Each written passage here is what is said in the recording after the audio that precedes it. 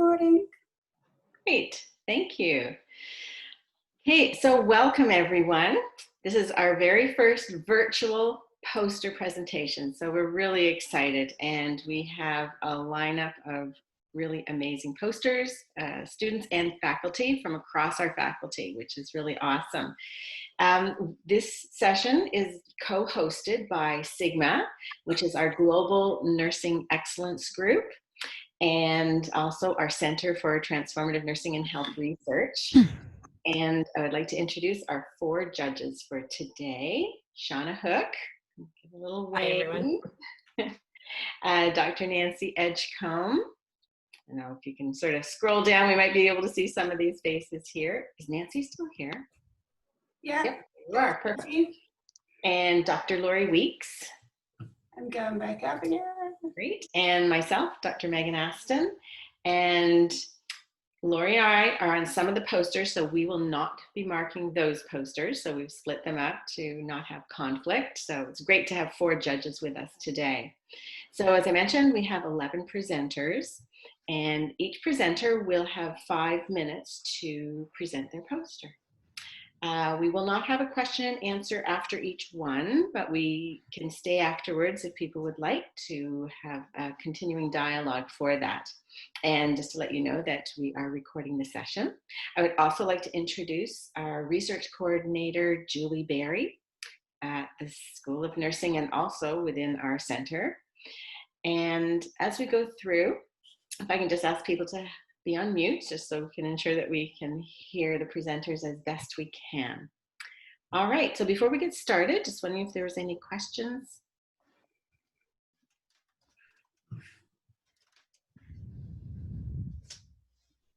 Super, okay. So just to get started, our first presenter is Allison Gallant.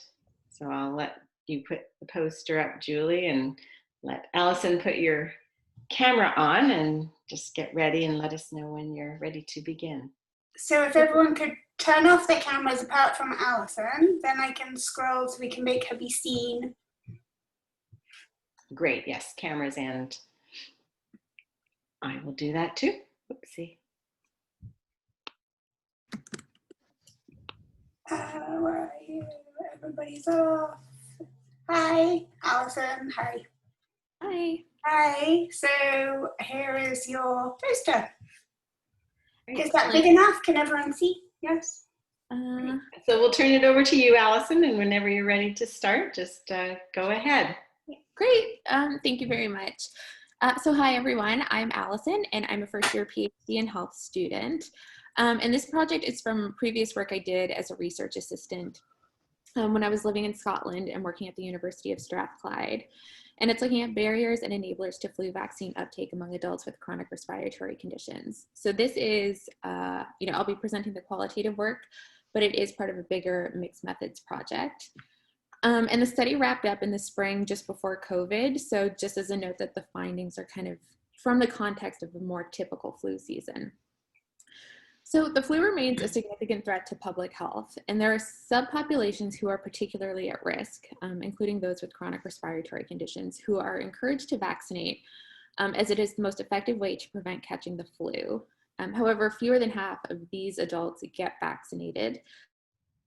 Consistent downward trend in vaccination in this population. So only 44% vaccinated in the 2018-2019 flu season, which is much less than the 75% vaccine uptake target.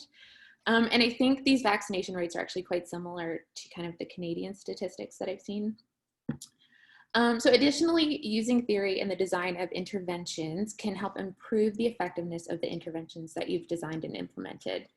However, behavior change theory can be quite complex to apply. So there have been a variety of tools that have been developed to help make them easier to apply in intervention design. So this includes the theoretical domains framework, the behavior change wheel, and the behavior change technique taxonomy. So we used qualitative data from focus groups and interviews, and then also the open-ended responses from the survey component of the study, and mapped them to the TDF to help identify the barriers and enablers to vaccine uptake, and then map them to the behavior change wheel and to the behavior change techniques as well, to help inform the recommendations for intervention content to improve vaccine uptake among adults with chronic respiratory conditions in Scotland. So we had 59 participants in the qualitative component of the study, and then we had 101 survey comments to analyze.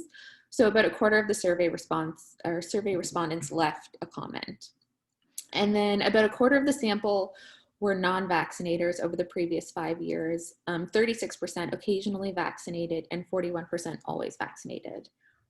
And again, it's kind of a lot of analysis to condense down into something digestible for a poster, but I tried to make a visual to help kind of show the mapping and how the different tools build off of each other, and how it helped to ultimately inform our recommendations.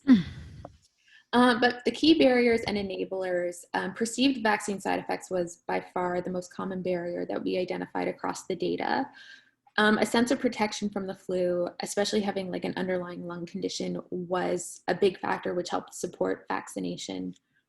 There were practical factors like time and geographical constraints that were an issue, especially for people that were kind of working traditional office hours. Another enabler was having a supportive GP or family doctor, family members, or like a partner or spouse. And they were kind of the three key pillars of social support that really helped encourage vaccination. And then finally, a fear of needles was another kind of key barrier that came up from the data. So looking at these factors, they came primarily from 4 of the TDF domains. So beliefs about consequences, environmental context and resources, social influences, and emotion. And so thinking of how we wanted to address these concerns in an intervention, we figured interventions should include components of education, environmental restructuring, modeling, and persuasion. And then mapping with the BCTs in our recommendations, we decided key intervention content could include providing information and being transparent about potential vaccine side effects.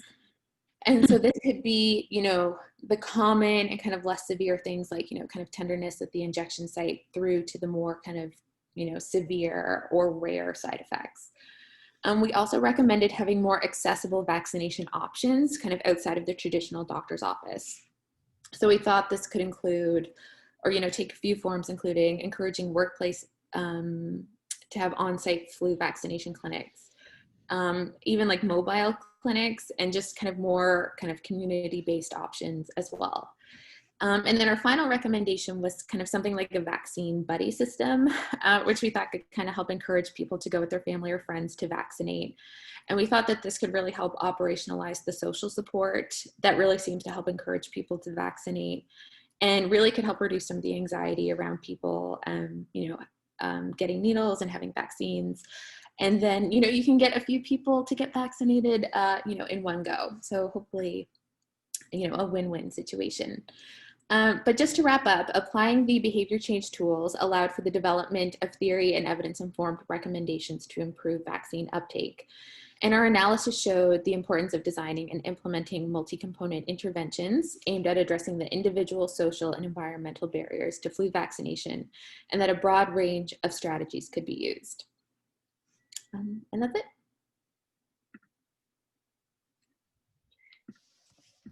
Excellent. Thank you so much, Allison. And we'll just give a moment for Julie to change our poster. And our next presenter is Aliafe Hanan. I hope I pronounced it correctly. Yes, hello, that's me. Yeah, thank you. Welcome. So whenever you're ready, you can just begin. Okay, thank you. Hello, everyone. I am Hanan Liafi, PhD in health student. Today, I would like to present the result of my survey of my research with the title Screening Mammography Image Quality, Characteristic, Needs, and Challenges of the IWK Medical Radiological Technologist, MRTs. I will start with giving you some overall view about the breast cancer. Most of us knows that it is the 3rd most common cancer leading to the death. So mammography as imaging procedure is performed by MRTs. These images should be interpreted by the high quality images and by the MRTs and radiologists. High quality images is the key to detect breast cancer at the early stages. In radiology department, the modalities can develop differently from each other's, which can lead to unique learning and training needs and challenges in MRT's daily practice. For that, there is a few studies having examined possible association between the MRT's performance and the image quality. There is actually significant lack of literature on examining the MRT's characteristic, educational needs, and challenges that may impact the outcome, such as the high quality images and the patient care. The goal of our study was to explore the MRT's perceptions of their characteristic educational needs, challenges in the following domains. Actually, it says several domains such as patient care management, procedure management, and image quality, and so on. I conduct my research questions, which is focus on the MRT's perceptions. What are the MRT's professional practice characteristic within these domains: patient care management, procedure management, and image quality, operation of equipment, professional practice, and performance of the quality of screening mammogram images at the IWK. The second question was what are the MRT's potential clinical training and learning needs and challenges to improve the image quality. And the methodology that I used actually identify the relevant study, identify my research objective and the questions, then develop a descriptive cross-sectional survey. Then piloting the survey for feasibility, content validity, and by the quality control technologist. And that's take several times. We do that to make sure that the content of the questions is collecting what we hope to explore. MRTs received the survey, which is around the 27 questions. It's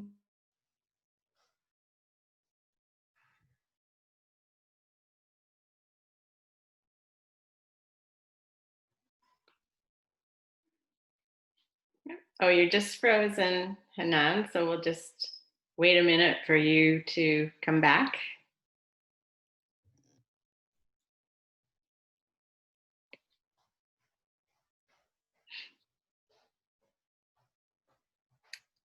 Okay, we'll just wait for a moment. I think she's probably kicked out. Bad timing.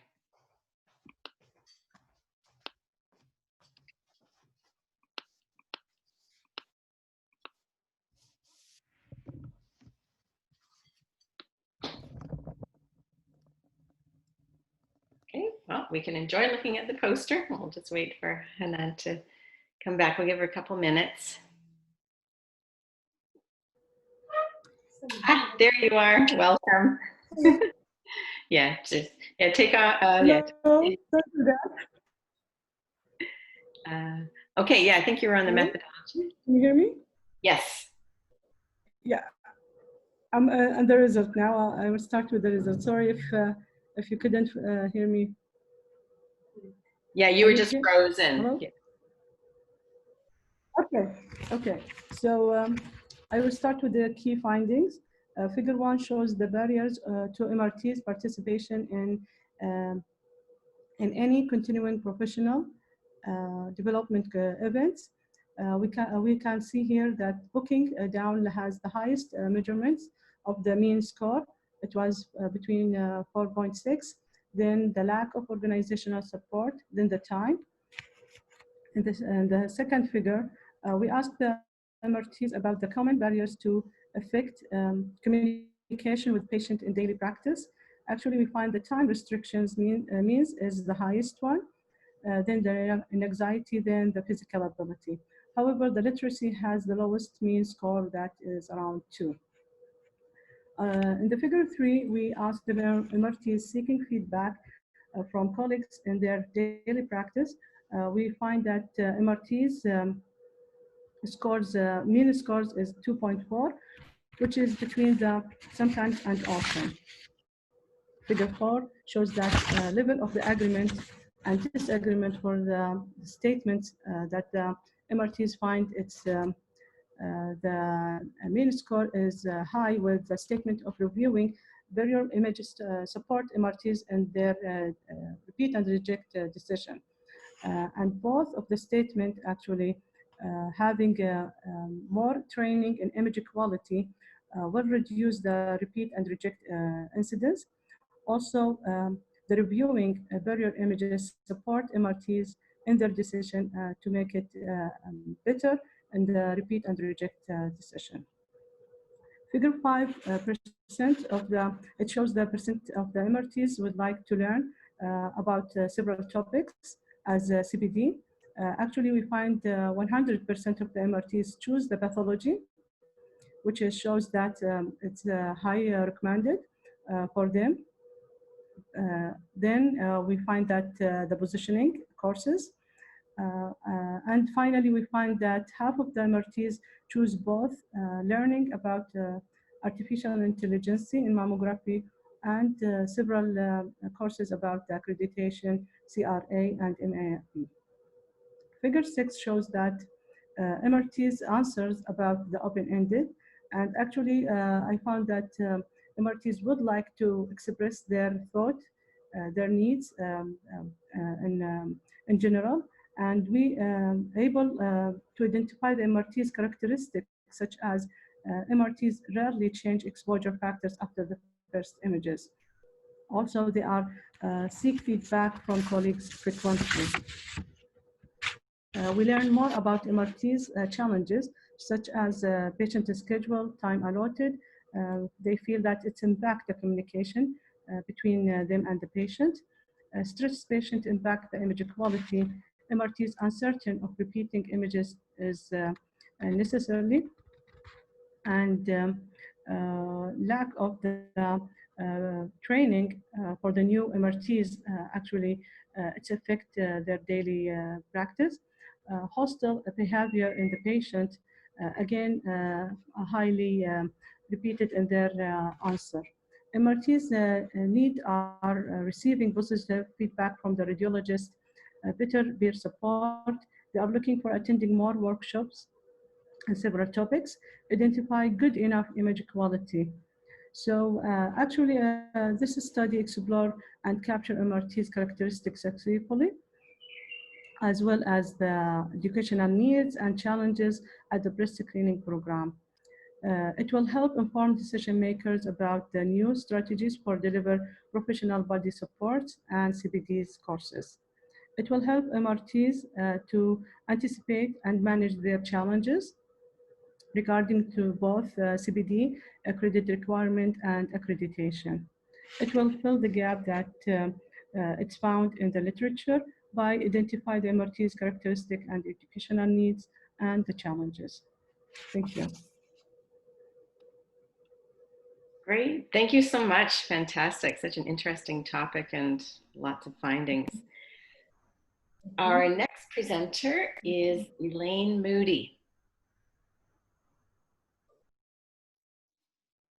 Great. And whenever you're ready, Elaine, we'll get you to put your camera on and you can start.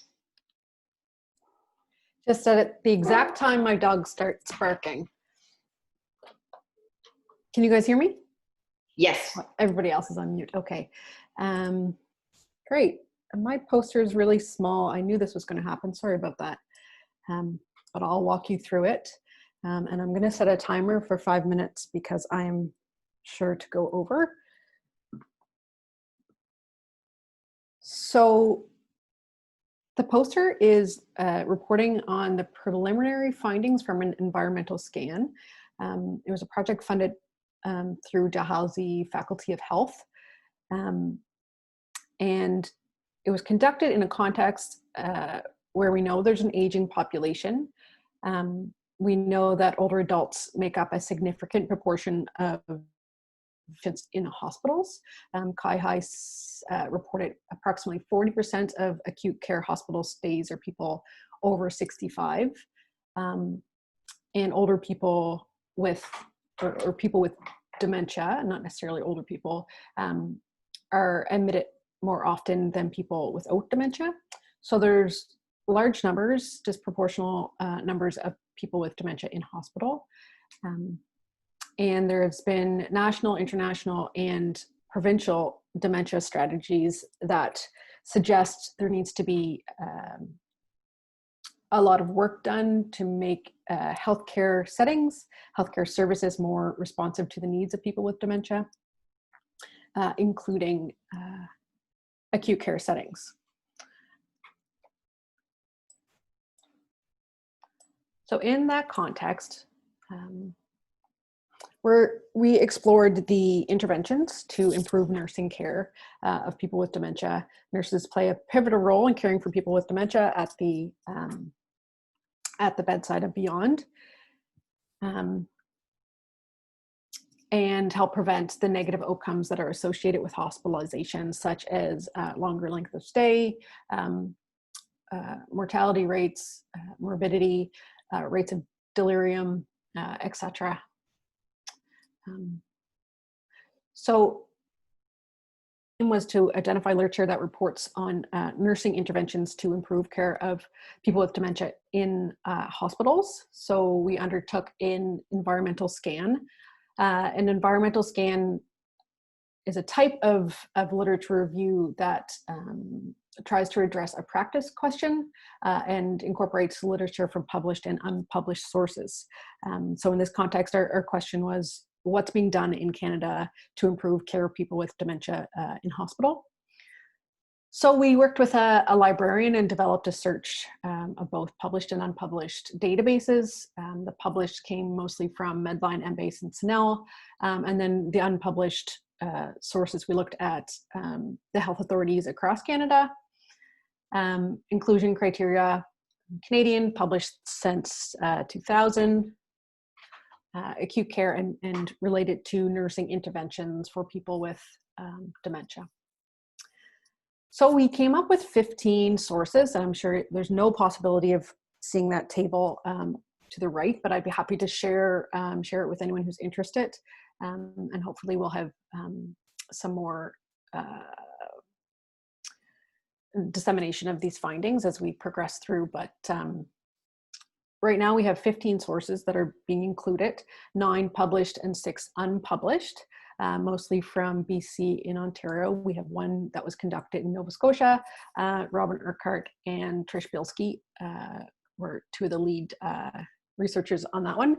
And really most of the interventions focused on existing educational interventions for nursing staff. So specifically, the gentle persuasive approach and pieces, which are both education programs to support people in understanding communication with people with dementia and how to support their care. The evaluation, there was also some investigator developed interventions, as well as some other approaches, toolkits and guidelines, etc. The evaluation, as to be expected, the unpublished literature didn't really report on evaluations, but the published literature tended to. Evaluations were mostly qualitative and mostly looking at the perceptions of staff or looking at the responses of people with dementia. A lot of this work centers around responsive behaviors. So those are symptoms of dementia that demonstrate that the person is experiencing something that hasn't been addressed, so they have unmet needs. So things like calling out, hitting, kicking, and that type of thing. So a lot of these interventions were looking at outcomes in terms of responsive behaviors. We also had a specific focus looking at whether the interventions addressed any contextual factors in the implementation of these interventions, and few of them did incorporate any of those contextual elements. So there's a lot of room for exploring the context of acute care and kind of how to support the uptake of innovations. So really implications, there's a need for finding interventions that work in acute care. We can look outside Canada, and then looking at, outside of dementia specific literature, we can look at literature that has explored contextual factors in supporting the uptake of innovations. We need to look at outcomes when we are evaluating interventions. What type of outcomes are we exploring, and how are those consistent or not across studies and settings? I think that there's really a need for education, both in nursing school, so for undergraduate students, but also for nursing leaders, that there are methods to improve care of people with dementia. So it's not just having to assume that we just have to live with things. There are methods that that can be implemented. And for policy context, is just raising awareness again for the importance of supporting people with dementia in the hospital. And I'm over 5 minutes, so thank you very much. Great. Thank you so much, Elaine. Wonderful. I mean, just really important information for us all to hear. Okay, so our next presenter is Viraji Rupasinghe. And I'll just get your poster up.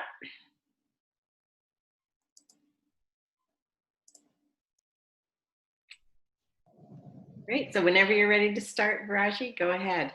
Perfect, thank you.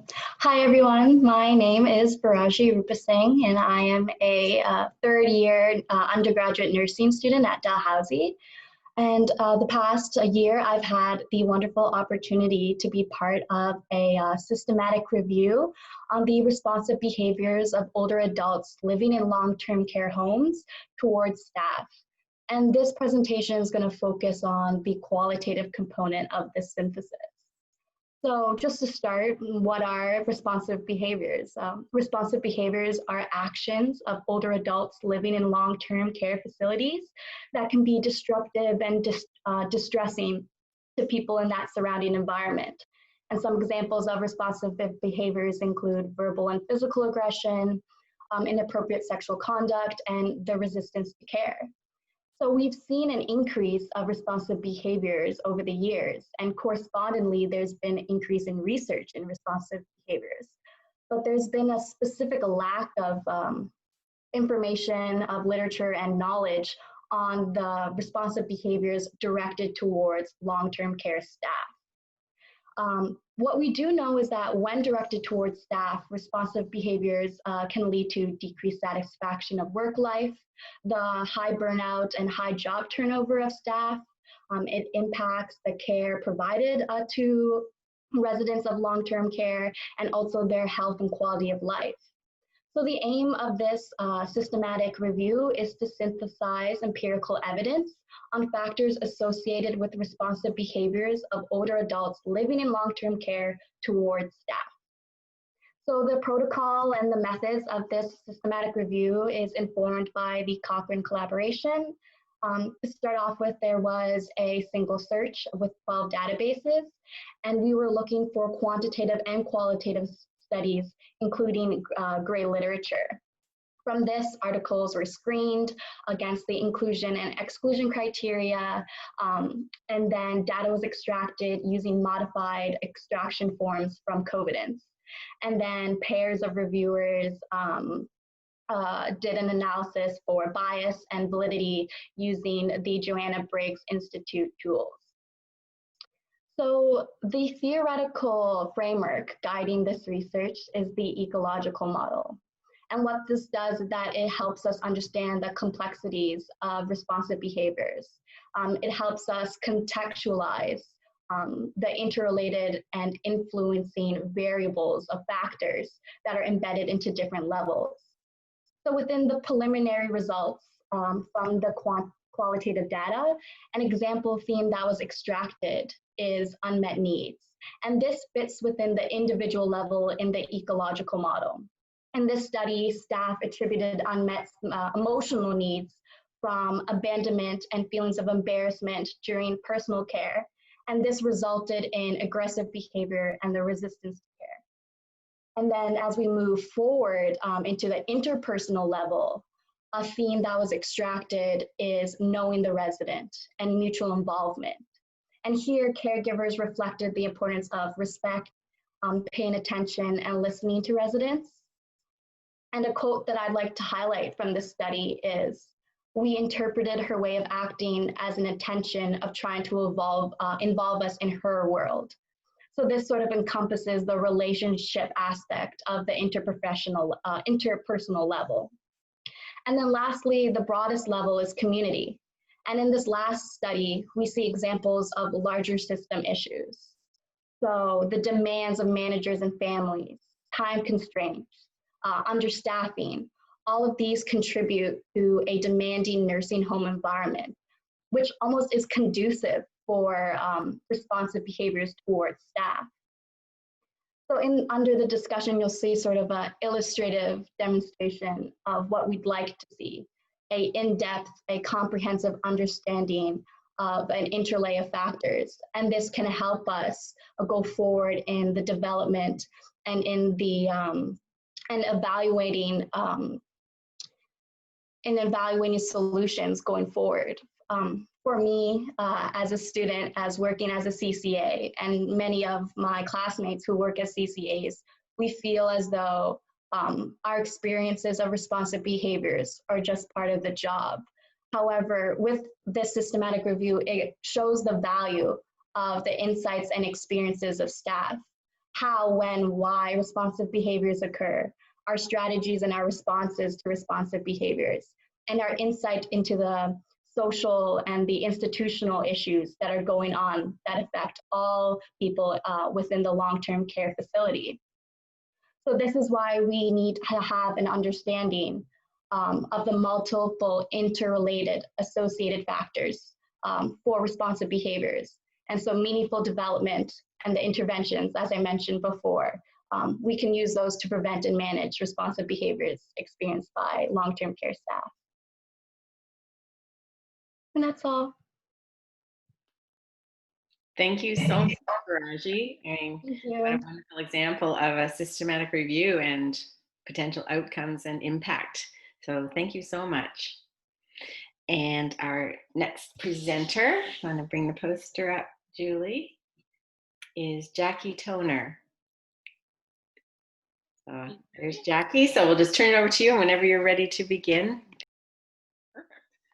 Hi all, my name is Jackie Toner. I'm a first-year PhD in health student, and I'll be presenting to you today on my proposed research titled What You See and What You Get, a visual perception intervention to prevent workplace injury.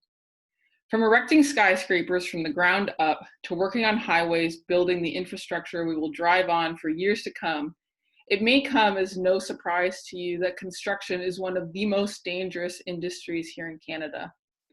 As reported by the Association of Workers' Compensation Board of Canada, within the last decade alone, 63,000 construction workers were injured, and dozens are dying every single year.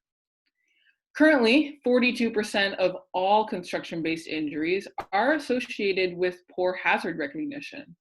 And moreover, 70% of all construction-related injuries are linked in some way to a worker's inadequate safety knowledge or skill, and that the adoption of classroom-type lecture-based training methods do not sufficiently engage workers enough.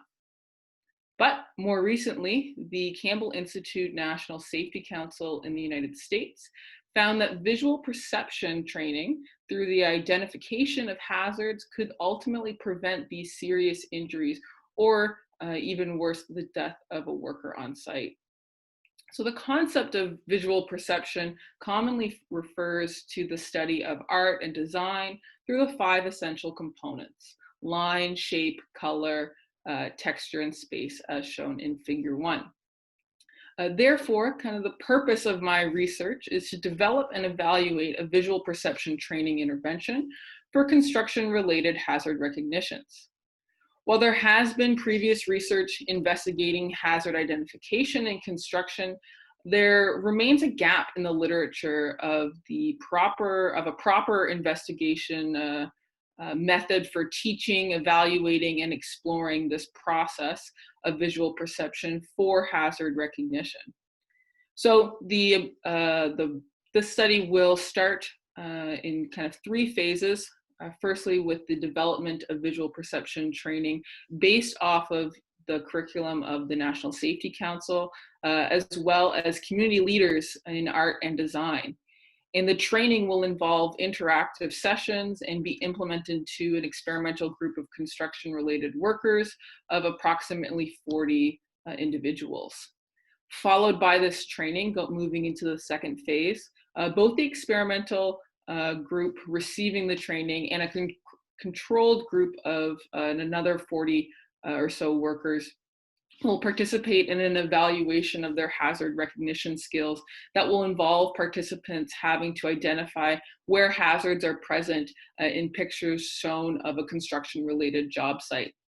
In order to explore potential patterns, though, associated with visual perception training, the use of eye tracking in construction hazard recognition training has been proven to be feasible and a feasible tool, as shown in Figure 2, based off of a previous study looking at the level of attention of an individual overseeing a site. Hence, eye tracking technology will be used among both groups in order to assess site patterns of participants both within and between groups, and explore their attention, where their attention lies most, and how they might interpret the work site, so that we can learn and adapt and continue to transform this visual perception curriculum. We hypothesize that the group receiving the visual perception training will have an increased hazard recognition and will show more efficient site patterns. So while this study represents the first major attempt to develop and empirically test the effectiveness of hazard recognition through visual perception training, the results of the study will be of interest to workplace industries aside from just construction across Canada, with the intention of reducing the number of injuries and fatalities impacting workers. Oftentimes with human factors, we are so focused on changing the tool and transforming the environment. And sometimes when we're living and working in spaces like construction where that's impossible, our last option is working towards transforming the worker and transforming how they see. Thank you for the opportunity to present today. And again, my name is Jackie Toner. Great. Thank you so much, Jackie. Again, just an amazing topic and so interesting. So wish you well as you go forth with your research. Okay, our next presenter is Nikki Kepak. Hi, thanks for having me with your session. I'm actually at the School of Occupational Therapy, but this research study that I led related most to nurse work. So I thought this is a great opportunity to show some interdisciplinary work. So our study took place in Northwestern Ontario, where opioid-related hospital admissions and ER visits are 4th highest provincially and 7th highest nationally. It's not uncommon for clients to be admitted for intravenous antibiotic treatment for infections such as osteomyelitis and endocarditis related to previous IV or ongoing IV illicit substance use. And the intravenous antibiotic treatment often can't be adequately supported in the community, and so people are admitted for this. As you can imagine, care for this population of clients can be really complex in hospital. One study showed in Vancouver that 44% of people who use drugs have used while admitted to hospital, and that's part of the context we were looking at. So our study was developed in response to different concerns raised by the staff at the organization of people self-administering illicit substances in and off the unit, intoxication following leaves of absence, withdrawal symptoms, drug paraphernalia on premises, missing interventions, code yellows, being missing clients and having to contact police, discharged against medical advice, and lack of consistency in how people and the organization was able to respond to the clients who were receiving care. So our patient-oriented research team, which means we involved a person who had previous experience with injection drug use, we came together to better understand the care needs for this population. We used a few different methodologies. One was to conduct a chart review of all clients who were admitted to a complex continuing care hospital within a 2-year period. So clients were receiving long-term antibiotic treatment for infections related to their illicit substance use. 25 people met the recruitment period criteria for our chart review, and 3 people were admitted twice. So this worked out to 28 admissions. So there were other people who would have been admitted who were using substances, but these were a group of people who were being admitted solely for their antibiotic care. So from the charts, we reviewed data about client demographics, and we also pulled out narrative descriptions from the health provider documentation. So it's primarily how nurses were documenting about clients. We also interviewed 7 health professionals, largely nurses and nurse managers, about their experiences and impressions. So from this study, we found that most of the clients who were admitted during this period of time were female. Most were under the age of 40 years old and were admitted to hospital for an average of 2 months and up to 4 months. Most people resided in this larger community where the hospital was based rather than a neighboring community.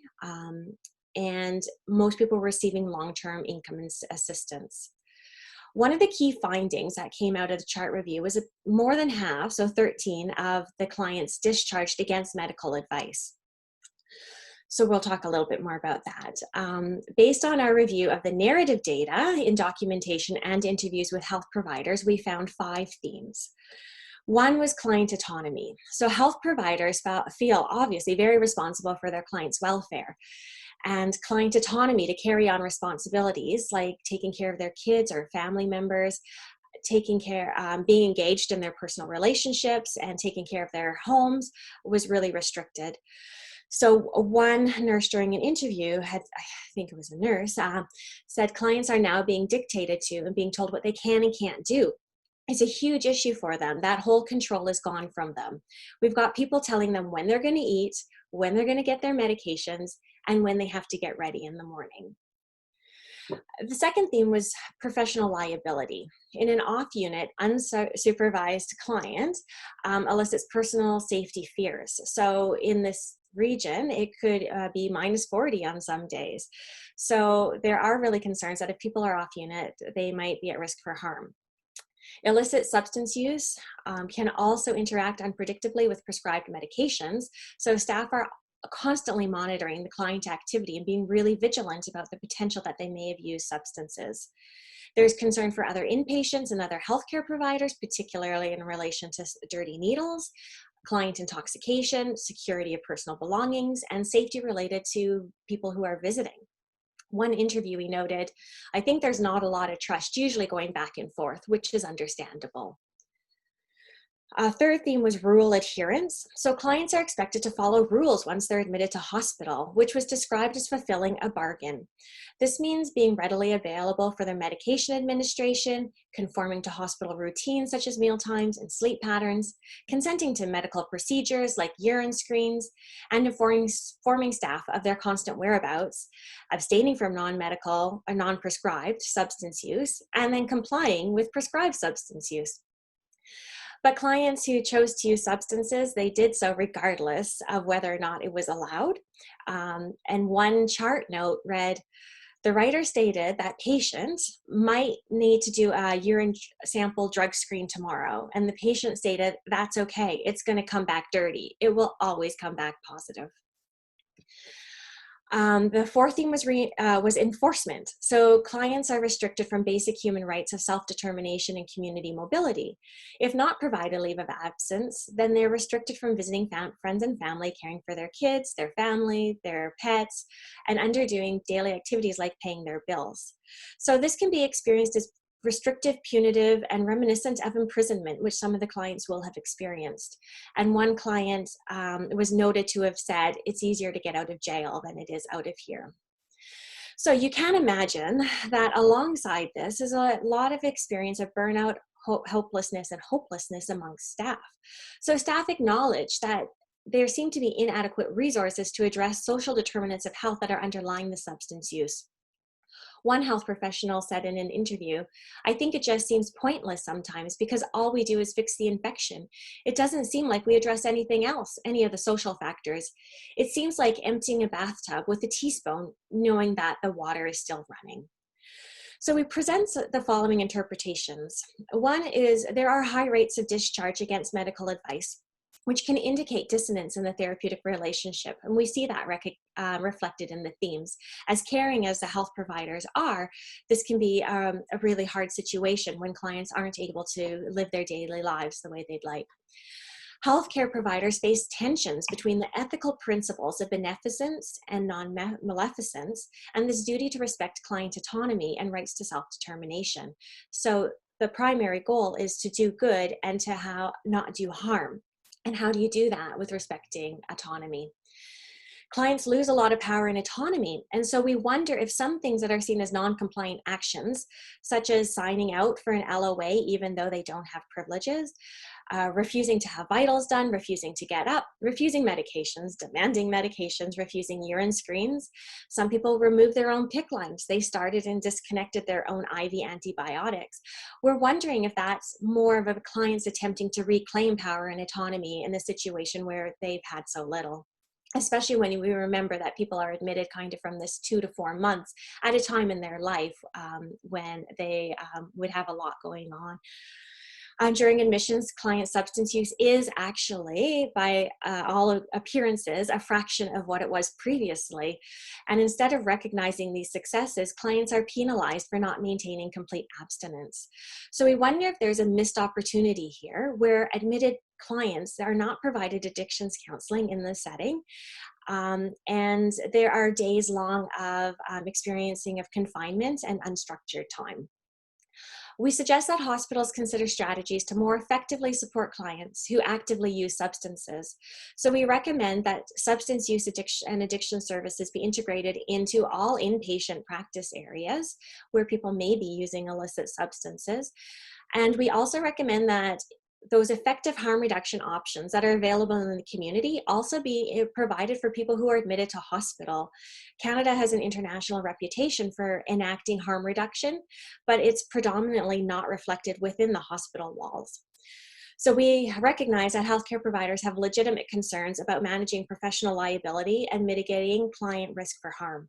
We feel this could be alleviated by ensuring that organizational protocols are in place that enhance the therapeutic alliance and support client engagement with healthcare services. So that's my 5-minute summary of this poster. Fantastic, thank you. It's just so interesting. Okay, we will go on to our next presenter, who is Vanessa McLennan.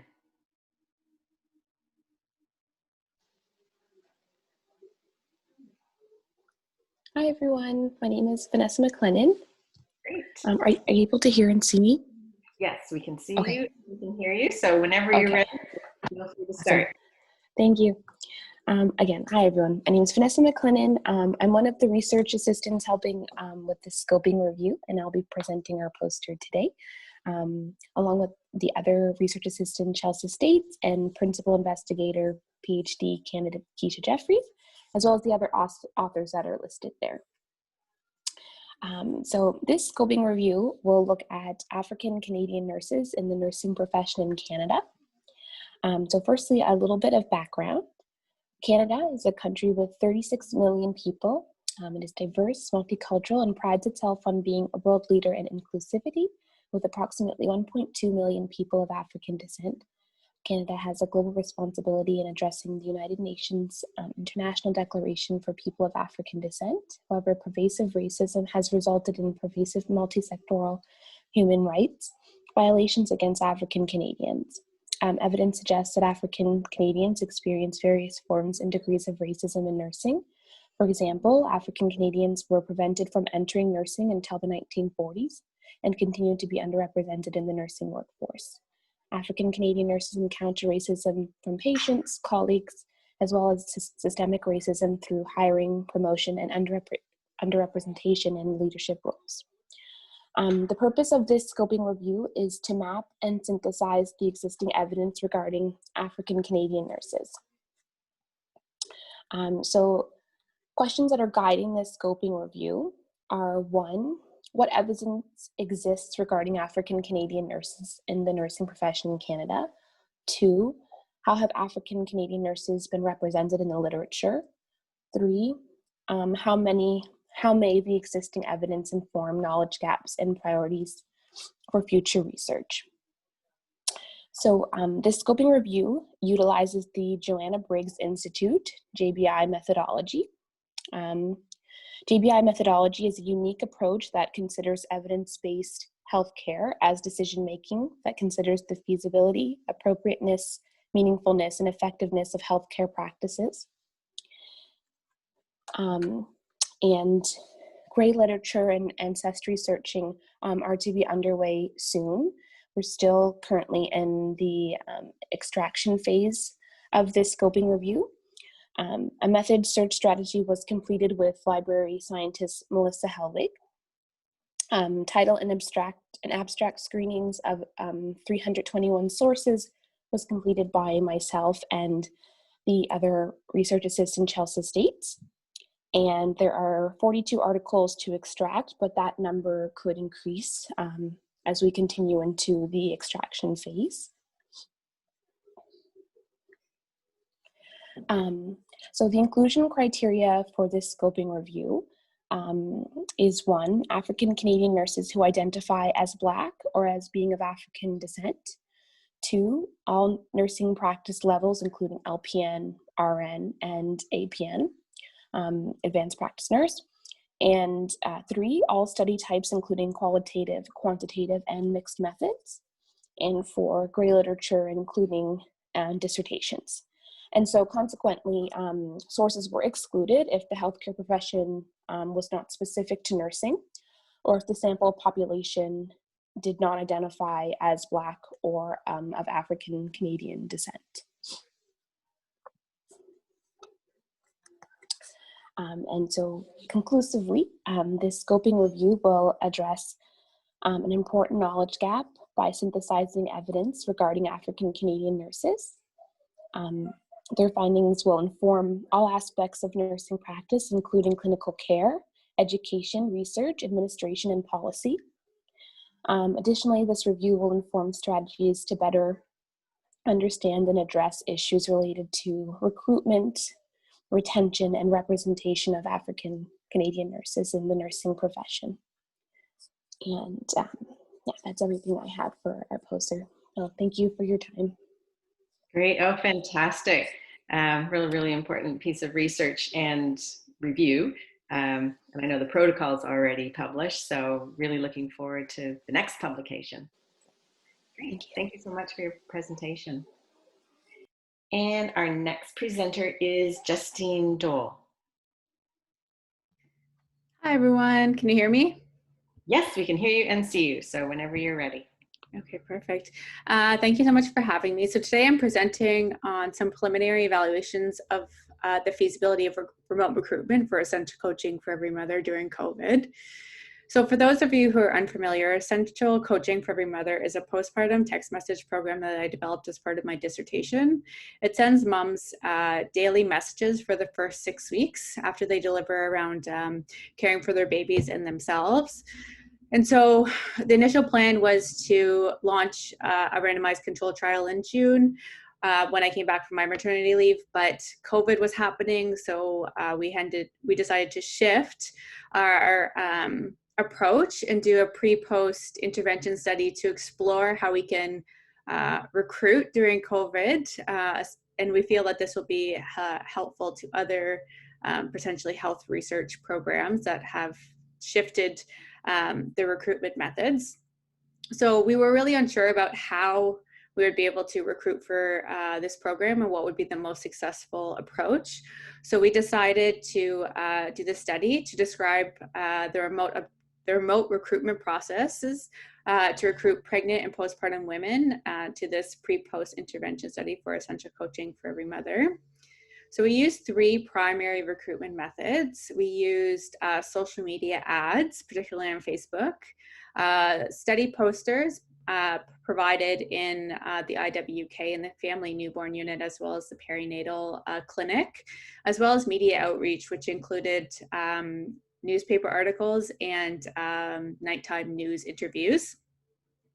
We also did recruitment both in the antenatal period as well as the postnatal period in order to determine the most effective timing to recruit moms into the study.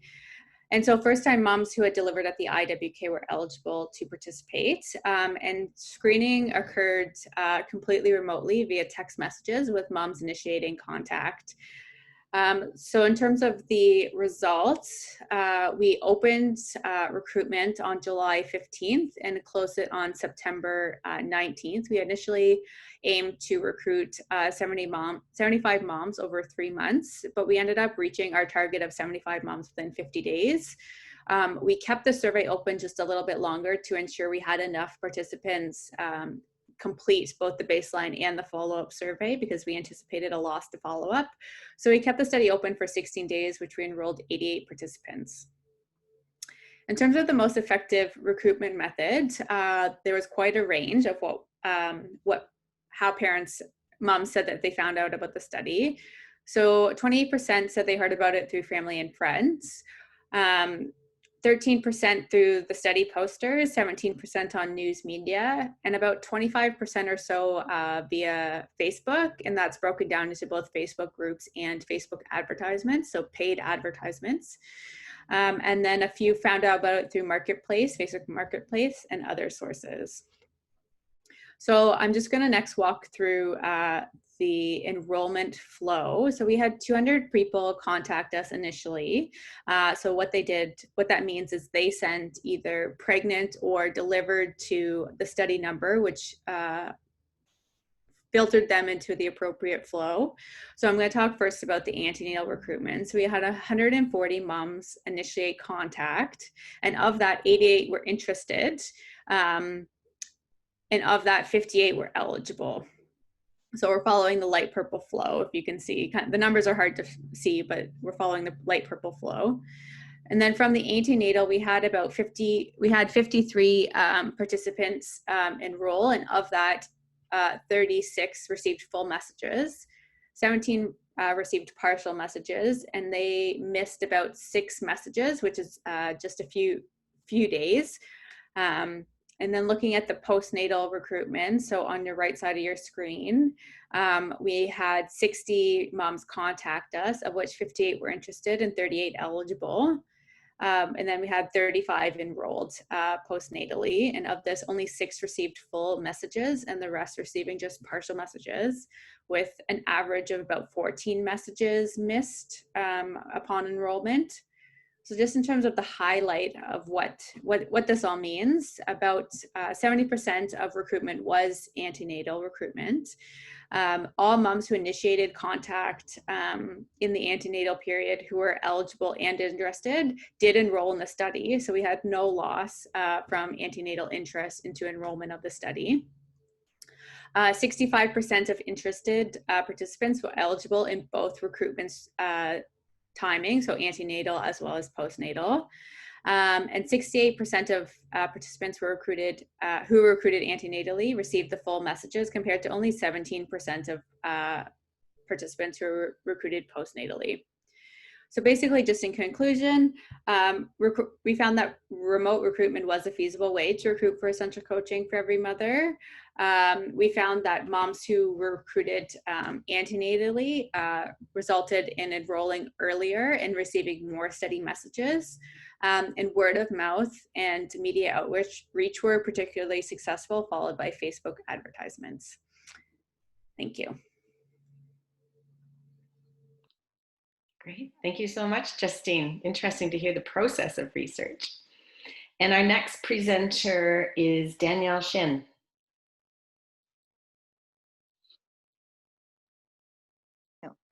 Can you hear me now? We can hear you, yes.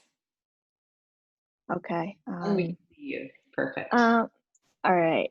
All right. Hello, everyone. My name is Danielle. I'm a second year master's student in nursing, and I'm going to share my recently published paper for which I worked in my philosophy class. As the picture in the center portrays, emergency departments are commonly known as busy places for treating life-threatening physical crises like heart attacks and accident injuries, thereby constructing as priority.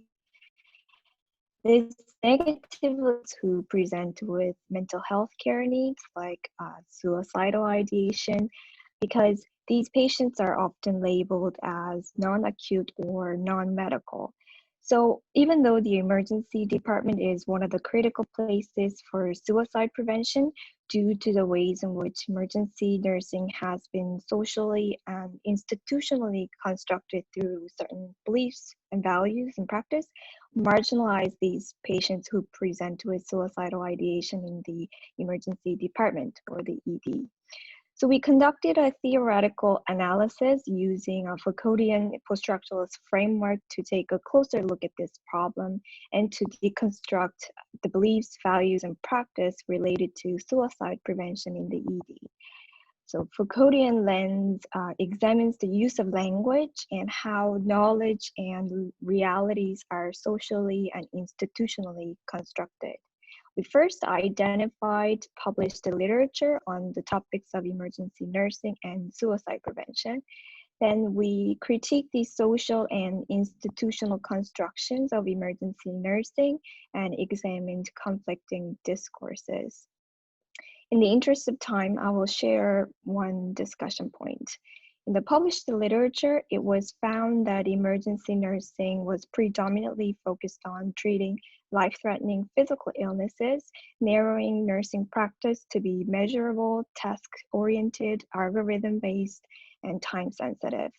Moreover, providing efficient care is sort of like what happens in the ED versus due to the time-sensitive nature of the department and the busy settings. Suicide prevention also heavily relies on use of special tools to quickly and efficiently measure a person's risk. These tools, they usually contain yes/no questions or checklist of items for nurses to tick off.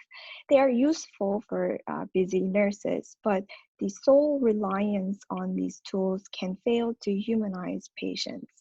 And more recently, there has been an evolving emergency nursing discourse that supports empathetic approach to this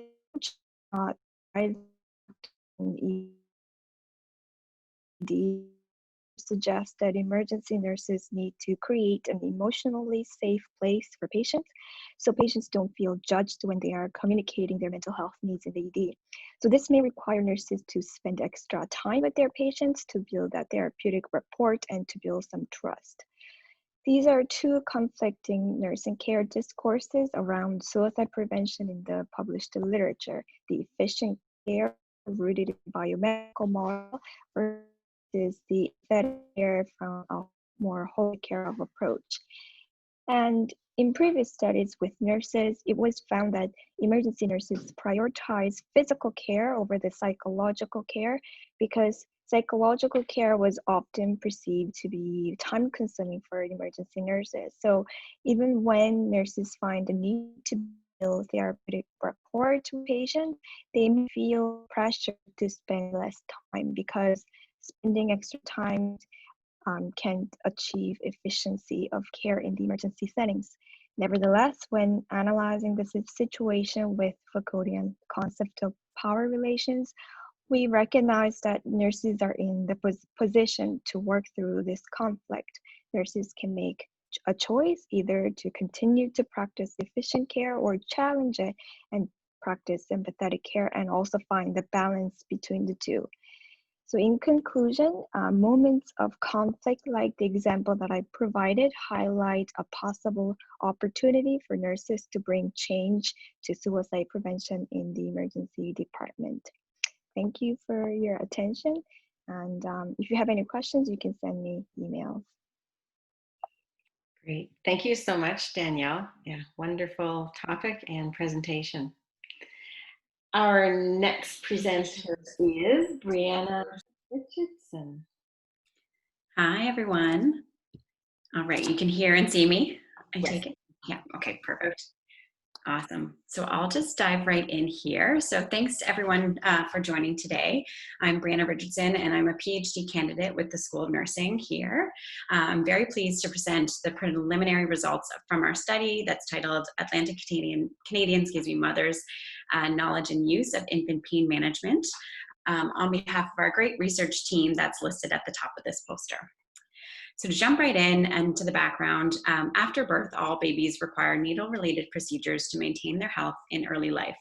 Procedures like the vitamin K injection, initial blood screening, or immunizations, which you might be familiar with. There's widespread evidence that supports that proper pain management is needed for these babies who are really so early on in their development, yet clinical use of pain-relieving treatments hasn't been consistently adopted into practice.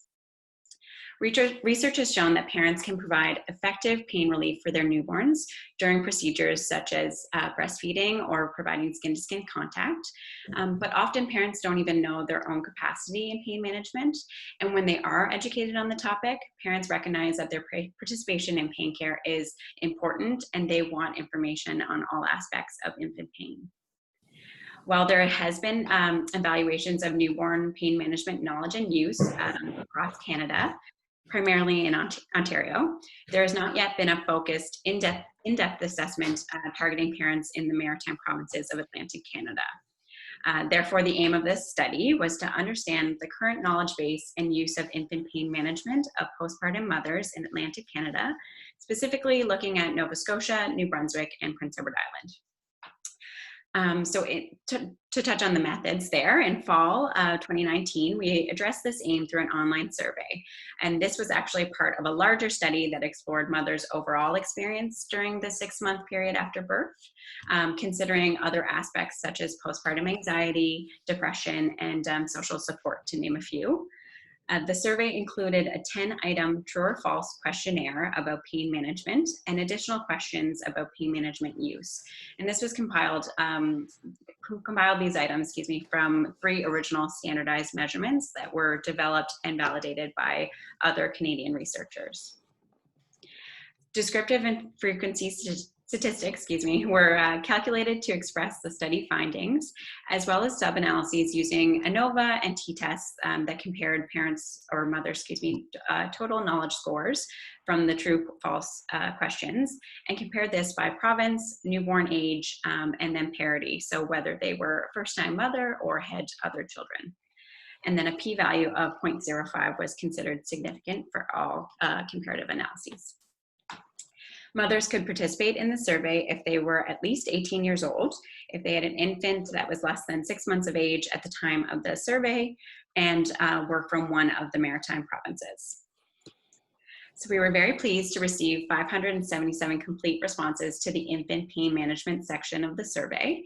We had respondents from each province, with 46% from Nova Scotia, 30.3% from New Brunswick, and 23.7% from PEI.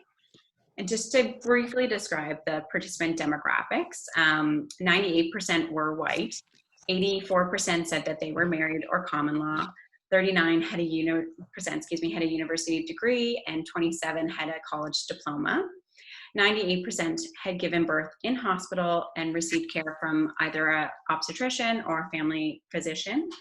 And then finally, 84% received normal postpartum care. For instance, the Family Newborn Care Unit at the IWK, just as an example, with 15% requiring care in the neonatal intensive care unit.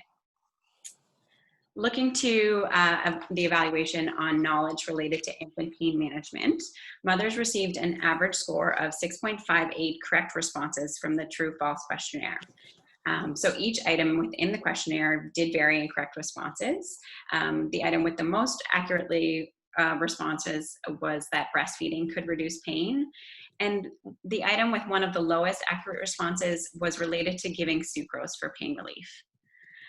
The additional comparative analyses that I mentioned before and looking kind of comparing knowledge across provinces, newborn age, and parity, found no significant differences on any of these outcomes, so won't discuss further. In terms of previous use of specific pain management strategies, most mothers reported that either they or their partners had used skin-to-skin contact at 84.9%, and then this followed by breastfeeding and oral sucrose. So the results of this study provide a great foundation to understand how much mothers from Atlantic Canada know about infant pain management and how many may have used strategies to provide pain relief for their babies during previous procedures. From this analysis, we see that mothers have a moderate understanding about the strategies for pain management during procedures, and many have previously tried the most effective strategies, or their partners have. Yet we see that there's still room for improvement to meet the goal of providing pain relief to every baby that endures a procedure in early life. And this could start by further educating parents about their ability to provide and to advocate for pain treatment. Thank you very much for listening to my presentation, and I'm happy to be a part of this poster session. Great. Thank you so much. Such interesting research. Great presentation. And our final presenter is Emma Cameron.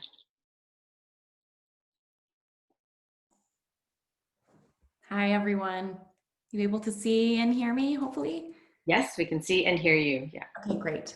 As Megan mentioned, my name's Emma Cameron, and I'm a second-year master's student in health promotion here at Dalhousie. And I'm very excited to share, this is the first presentation on my master's thesis findings. Again, these are quite preliminary, as this is kind of my first time sharing all this, and we're still quite early in analysis, but excited to share with you what we have so far. So my project, which is my master's thesis, is looking at access to postnatal healthcare services and supports for resettled Syrian refugee women in Halifax, Nova Scotia. So as has been kind of covered in the last couple presentations, the postnatal period is a critical time when mothers may need access to health services like OBGYNs, doulas, family doctors, as well as informal supports like family and friends, to treat and cope with a variety of psychosocial and physical health concerns like vaginal pain, prolonged bleeding, mastitis, and postpartum anxiety and depression and loneliness. Yet access to services and supports can often remain a challenge for many resettled refugee women, not just in Canada, but across other high-income resettlement countries. So resettled refugee women often report experiencing a myriad of barriers when accessing health services, such as language barriers, challenges navigating the Canadian healthcare system, and more. In addition to this, many refugee women have reduced social networks upon arriving in their host country as a result of being separated from family and friends, and again, the language barrier, and often have a lower level of informal support people available to help with childcare, meal preparation, emotional support, etc. So reduced access to relevant postnatal care, health services, and a reduced informal support network has the ability to negatively impact the health of resettled refugee women. We know that refugee women are significantly more likely to have poor postpartum health,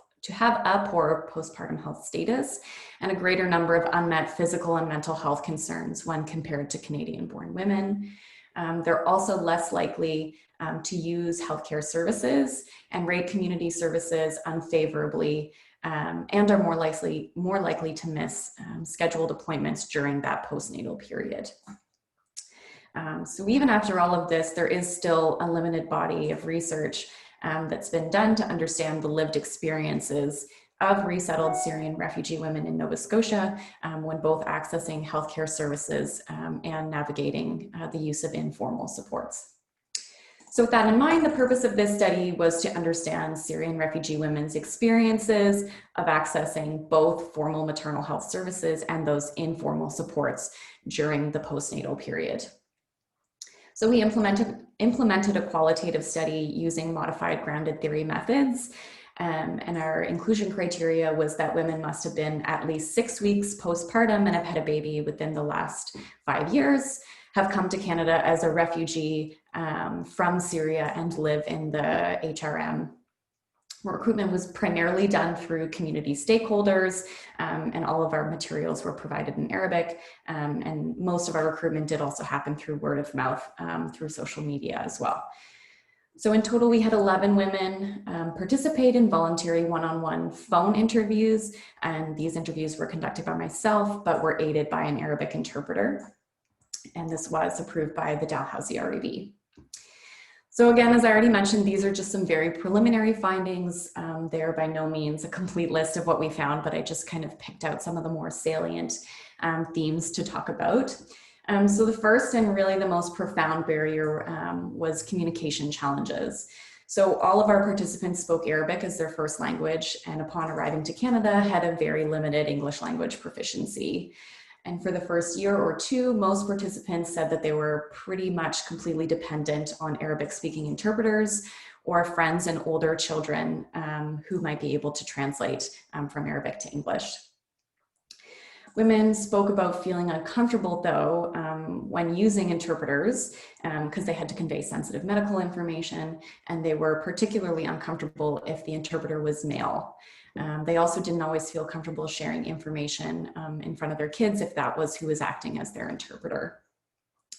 And most challenging, as is kind of conveyed in these top quotes that I have here, is kind of the danger that comes when women are not provided with an interpreter and they do not speak any English at all. So in kind of the top quote on the left there is kind of one of the most powerful quotes that I pulled out of the study, where a woman was really trying to access an epidural during labor, which I know is not part of the postnatal period, but it was still really important. And it just never happened because they couldn't find an interpreter. And that came up several times, unfortunately. So the second theme was a lack of decision-making autonomy. So several women spoke about challenges navigating care plans with their providers, which we think is also kind of tied to a cultural dissonance in care and decision-making as well. So this woman here in the quote in the middle was talking about a challenge that she had with her care provider in navigating breastfeeding versus bottle feeding. She already had 4 children and had talked about how she always prefers to bottle feed versus breastfeed. She always gets infections, mastitis, and she really prefers to bottle feed. And again, she's had 4 children, so she knows this is what she wanted to do, but her care team was quite adamant that she breastfeed. They sent several nurses and then a doula after that. And she did end up with an infection, mastitis, and stopped breastfeeding anyway. So other things like that, especially around family planning and contraception, there was some pushing for things like IUDs and tubal ligation, even when women wanted to have more children and were not really comfortable going on contraception. So definitely some cultural competency issues in there as well, maybe, but that was definitely another big piece in the data. And the last challenge that we found, which was also very profound, was social isolation. So the majority of participants had been separated from their extended family and often had limited social supports, particularly in the first year after coming to Canada. And women reported feeling particularly isolated and even used the word alienated during the postnatal period, which can already be an isolating time for new parents. And participants said that they were often accustomed to having their moms, sisters, and aunts support them for at least the first 30 to 40 days after birth to help with cooking, caring for other children, helping with newborn care, etc. But unfortunately, none of our participants had access to siblings or parents. And most women reported relying on either older children or partners for support, or were kind of the only person who was able to complete all of these things. And distance from family, again, as is kind of conveyed in these quotes that I included here, was a really challenging piece for women. They said that they felt particularly homesick during this really, important and often celebrated time of life, and, not being with their family made it even more challenging. But fortunately, we did find some facilitators to formal services and informal supports that kind of complement the barriers that I just talked about. So the first being communication in Arabic. So some women did actually have access to Arabic speaking providers, even obstetricians, which they said was incredible, that there's things that they really can only convey in Arabic, and that even if they have an interpreter, it makes such a difference to be able to just speak directly to their provider and not have to go through somebody else. But as we know, not everyone speaks Arabic, so it's also critical to be able to have access to in-person interpretation at all times, and to also have it freely available. And lastly, having support from family and friends was a huge help for women's well-being. So it seemed to be that the longer women were here, the bigger their social network had become and the more friends that they had access to. And so they did also talk about partners who were able to support taking on things like cooking and cleaning, but also women did have some really good friend networks who were able to support with things like that. So in conclusion, findings from our research has demonstrated that resettled refugee women in Nova Scotia may encounter barriers to health services, including language differences, lack of interpretation services, and challenges asserting autonomy in healthcare decision-making.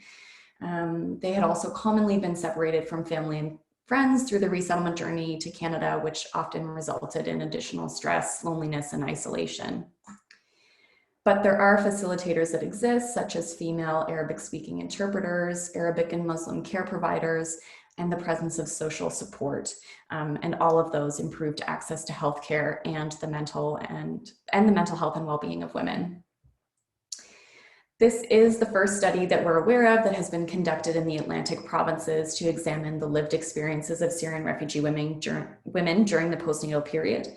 And we're hopeful that findings may help to inform future research and policy change, particularly in areas of improving family reunification and advocating for more Arabic healthcare providers, as well as interventions which could potentially explore cultural competency and shared decision-making for care providers.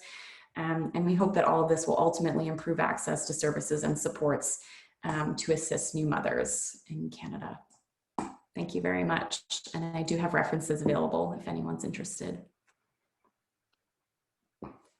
Great. Thank you so much, Emma, for your presentation.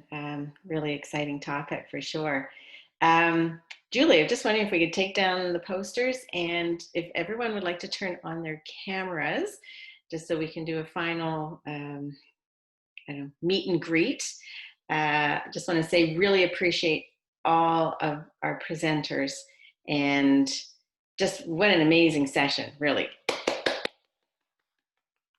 You can turn your microphones on now, probably. And yay, okay. And I really want to say thank you to all of our audience who have been able to come out. I know a couple people had to leave early, but absolutely fantastic that we have such a wonderful turnout. We had 29 people all together here.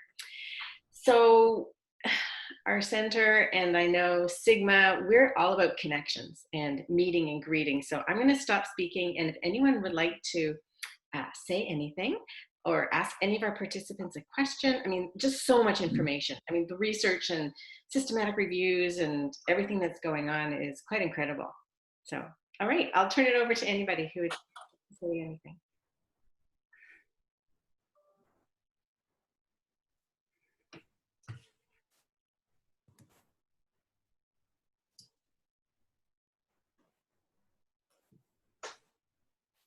Hi, everybody.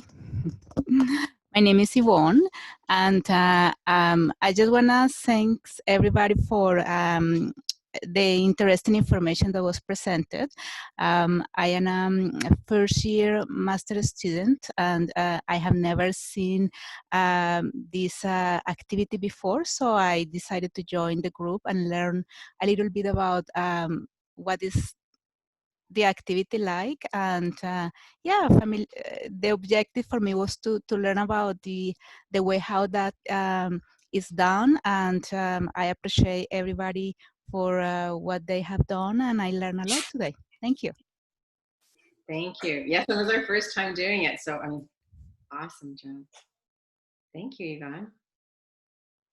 Yeah, just chime in, a little chat time now.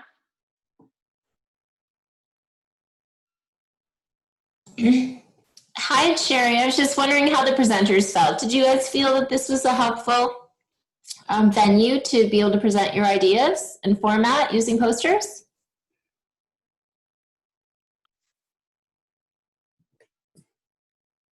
I found it really helpful. Oh, Justine, go ahead. Go ahead. So I agree. I also found it helpful. I think next time, I think there should be a bigger push for like smaller font so that we could read what's on the posters, because it was really hard to see some of them. And then maybe even like having like 1 or 2 questions after each poster, I think would be more engaging rather than just like jumping. But other than that, I think it was a fantastic opportunity to share it. And given that COVID's going to be here for a while, I think it's still important that we share our work with each other.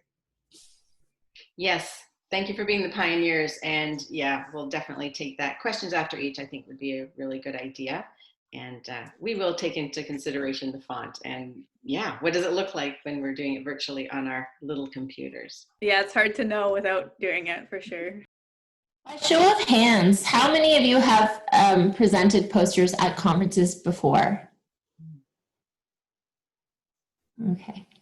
Yeah, have you found that they're well attended? I know that as somebody who participates in a lot of conference planning, we try to find innovative ways. And I think that one of the things that COVID has done and doing things virtually has done is opened up new ways of presenting that I think can be actually more engaging. And just having participated myself, posters may not, as you said, Justine, may not be ideal in this venue because it's so small and you can't see it, but even like the opportunity to do, you know, sort of high level, like one slide, you know, lightning talk sort of thing.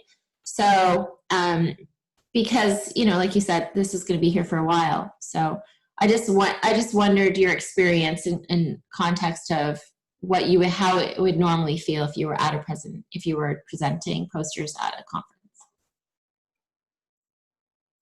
I've had different experiences presenting posters at conferences, some where it's, you know, it's on lunch and some people are eating and then they're also kind of mingling and looking through, and then you have the judges that kind of make their way down, and that's when you do your spiel. But so it's often been kind of informal, but it can kind of sometimes be a really, really great experience and engaging, and then sometimes you might not have a lot of interaction. It just kind of depends.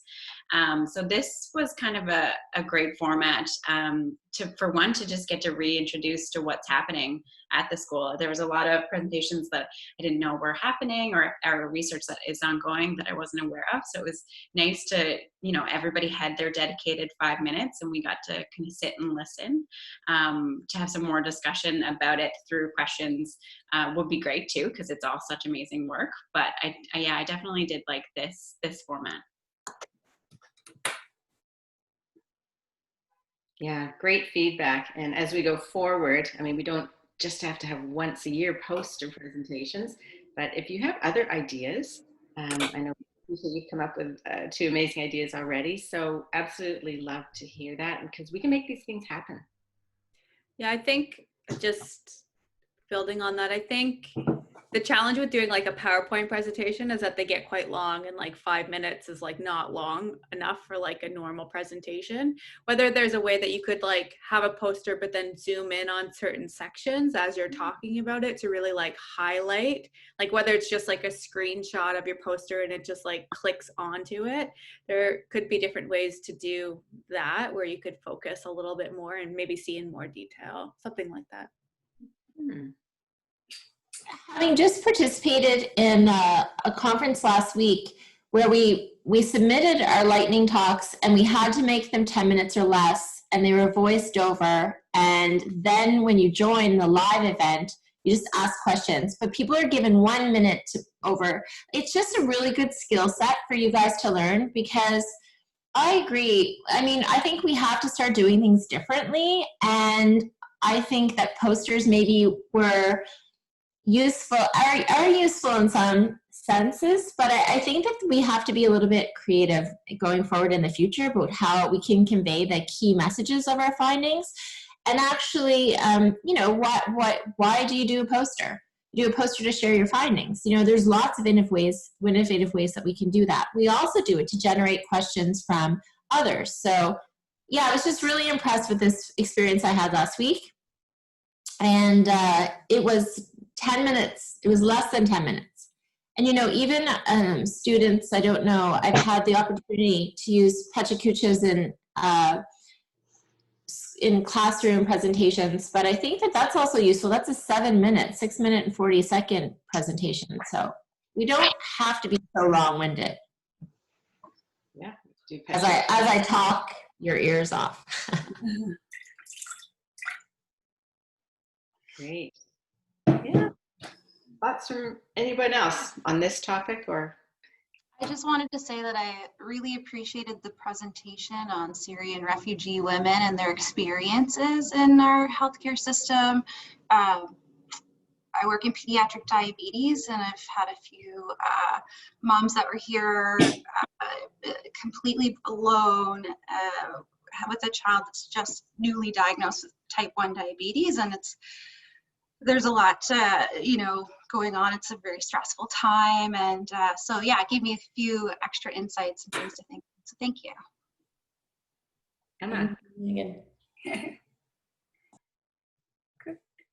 Yeah, I mean, just so much knowledge to be able to be shared. So just first step for some of you as you begin that journey. I just wanted to congratulate all the undergrad students who are here. And I don't know if this is your first poster presentation or your first presentation, but I know it can be scary as, you know, a 3rd or 4th year undergrad student. So you all did a great job, and congrats for coming out to something like this. Yeah, you were great. Yeah, all students. Great. Shauna, do you want to say anything on behalf of Sigma? I would. Thank you so much, Megan, and thank you to all the presenters. Incredible work and lots of really interesting takeaways.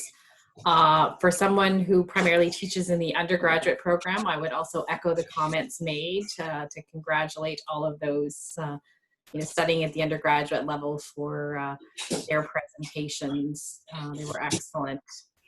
And I think on behalf of RoRo, I would like to thank Dr. Aston for partnering and allowing us to, as an honor society and our local RoRo chapter, to be able to provide some prizes for the presentations today, and really highlight and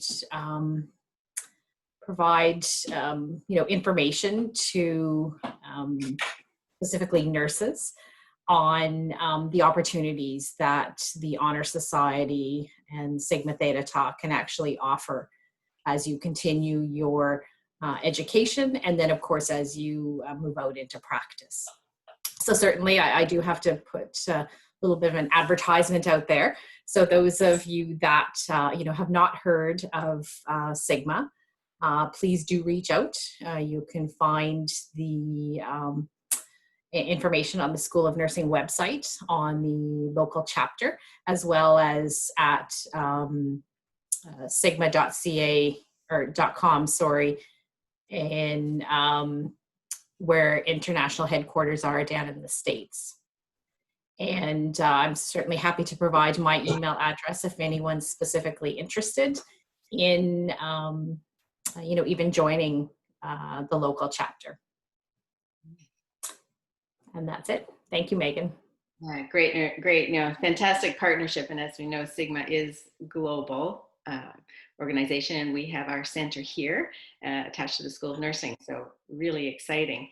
And yeah, so we just really want to grow our partnerships with the center. So this is fantastic. And Nancy, I don't know if you're still there, calling in from Iqaluit, and also part of Sigma. So you'd like to say anything? I was very impressed with all the posters. So greetings from the Great White North, actually, to start off with. Yeah, they were great presentations, and as part of Sigma Theta Tau, we're really pleased to be able to support this event. And again, I think as Sherry said, COVID has definitely forced us to not just think outside the box, but actually step outside the box. And I think the outcome of what things look like afterwards is going to be very different, which will probably open up a whole lot of opportunities. Going to conferences, it's often hard to get funding. Virtual conferences, I think, may be part of our norm in the future. So this is a good exercise for you guys. That's all I have to say. Great, thank you so much. And hey, Nancy, we miss you. Hi, Nance. Hi, Sherry. I will be down soon. I'm supposed to be retired, so hopefully next month, and I'll be coming back. What will nursing be like with Nancy Edgecombe retired? Come on. Don't do it, has to Nancy. happen someday, Sherry. Don't do it. For you to do. Definitely. So yeah, no, so this is great. Thank you everyone for sharing, and love the feedback, and we're going to be looking for more things to do. So we'll learn from this and just do a little improvement. But I mean, yeah, all of the presentations were just fantastic. Great. Okay. And yeah, and thank you, Julie, for all of your help organizing and pulling this together. And great. Yes. And there were some comments from people, Janet Curran, Christian Anderson, Nikki, complimenting you all and saying thank you. So. Oh, great. If anyone wants to see the chat bar. Yeah, in the chat. So I'm going to stop the recording now. So thank you, everyone.